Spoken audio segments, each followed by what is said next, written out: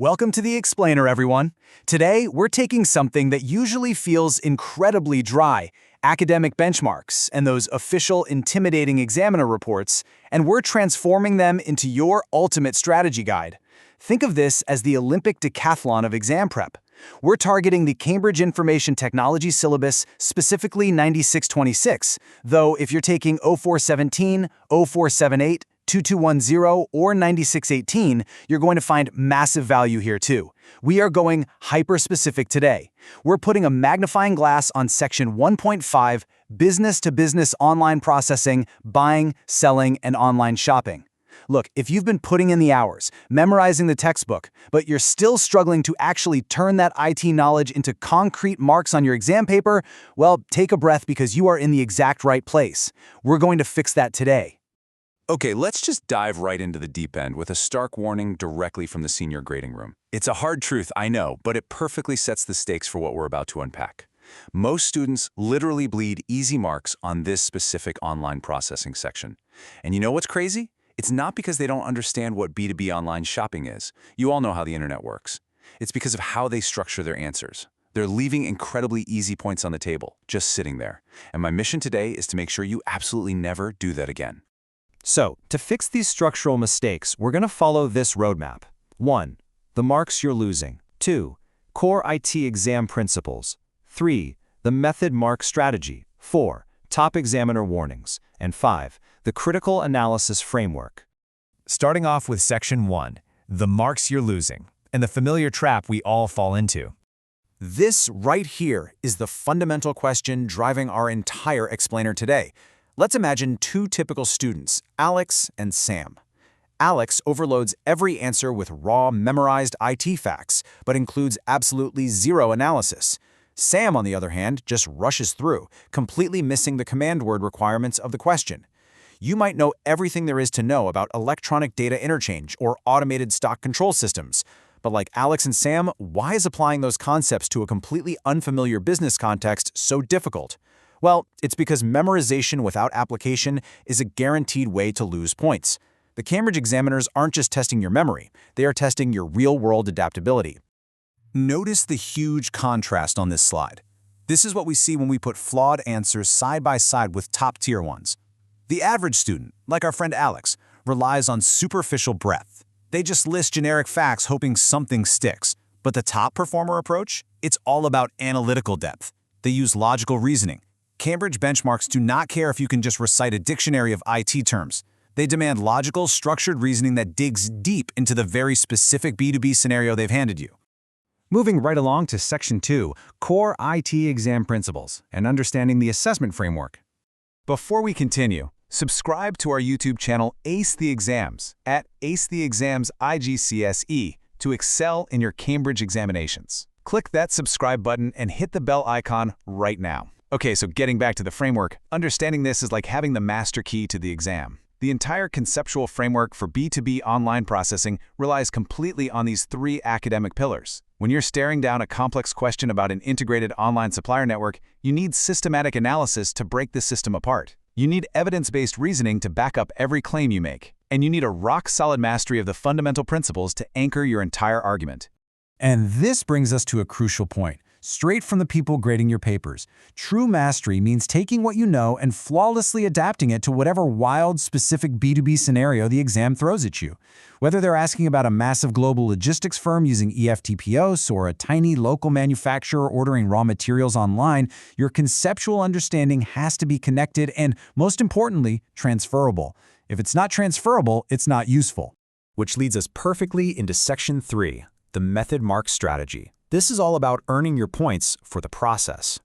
Guys, this is literally your practical secret weapon for maximizing your score. By embracing the method mark strategy, you're guaranteeing that you get awarded points for your logical procedure.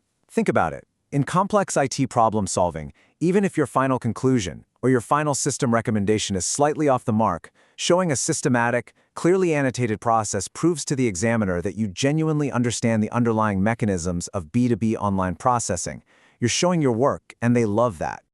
You absolutely need to internalize this 5-step procedural framework. Step 1, deconstruct the question. Find the command word. Step 2, extract the relevant data from the scenario. Step 3, select your analytical framework. Step 4, execute your answer with clear notation. And Step 5, present it using the correct terminology. Systematically processing information this way isn't just for passing a test. It's exactly how you develop professional, real-world IT skills. But listen to me on this. All that brilliant analysis means absolutely nothing if the presentation of your final information is a messy disaster. You must follow these strict conventions to satisfy the examiners. Proper headings, precise IT terminology, appropriate formats, and crystal clear annotations. These are non-negotiable if you want to access those top-tier mark bands. You have to look like a professional. All right, Section 4, we've built up your strategy. Now we need to look at the top examiner warnings. These are the red flags straight from the grading room. Stop scrolling. Subscribe to our YouTube channel, Ace the Exams at acetheexams_IGCSE to excel in your Cambridge examinations. We've helped thousands of students improve by 2 to 3 grade boundaries. Join them right now by subscribing to acetheexams_IGCSE and turn on all notifications so you never miss our weekly exam strategy sessions. Now, look at this examiner alert. This brilliantly illustrates the absolute worst thing you can do on this paper, completely ignoring the specific B2B context. If the scenario is about a car manufacturer purchasing steel via an electronic funds transfer portal, do not, I repeat, do not give a generic answer about how the internet makes communication fast. Your answer must be deeply woven into the specific fabric of the scenario they gave you. If we look directly at the principal examiner reports, these are the top 3 definitive mistakes that are just draining marks from candidates year after year. Number 1, confusing cause and effect within online processing systems. Number 2, forgetting to double-check format and presentation, which we just hammered home. And number 3, submitting answers that lack specific context. If you look at your own past papers right now, I bet you can spot at least one of these flaws. So how do we protect against this? I highly recommend employing a memory hack right now as you study.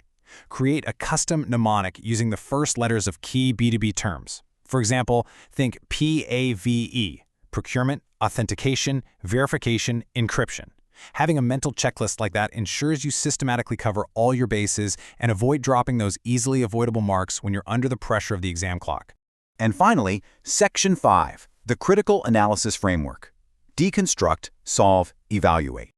To conquer the highest level skills, where those top A-star grades are actually decided, you must immediately deploy this sequence when facing a complex B2B problem. First, identify the given info. Break the system into logical steps. Solve it systematically. Pause to check your solution for reasonableness. Does it actually make sense in the real world? And finally, make justified recommendations. This is where you can use the PEEL framework, point, evidence, explanation, link, to make sure your recommendations are bulletproof. This sequence guarantees a structured, logical response every single time.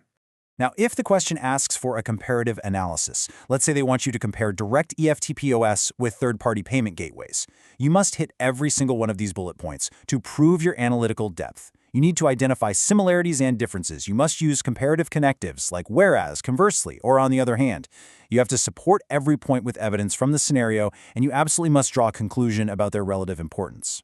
Furthermore, in these B2B scenarios, your data interpretation skills have to go way beyond just reading the numbers in a table. You must actively extract the data, interpret the underlying hidden relationships between the supplier and the buyer, and then use those relationships to draw solid, evidence-based conclusions. It's like being an IT detective. Students who implement these computer science strategies see an average improvement of 2 grade boundaries, but only if they practice consistently with our weekly videos. Here's your final reminder. Subscribe to our YouTube channel, Ace the Exams, at acetheexams_IGCSE to excel in your Cambridge examinations. Subscribe right now to @acetheexams_IGCSE and click that bell. Don't let another exam pass you by. Drop a comment below with your target grade for computer science and the biggest challenge you're facing. Our team responds to every comment. Like and share this video with a study partner. Ace the Exams. Your Cambridge success starts here. So ask yourself, are you still going to write generic IT answers, or are you ready to use these frameworks to prove your analytical depth? Apply what we've learned, practice your past papers meticulously, and go crush that exam. Thanks for joining me on this explainer today.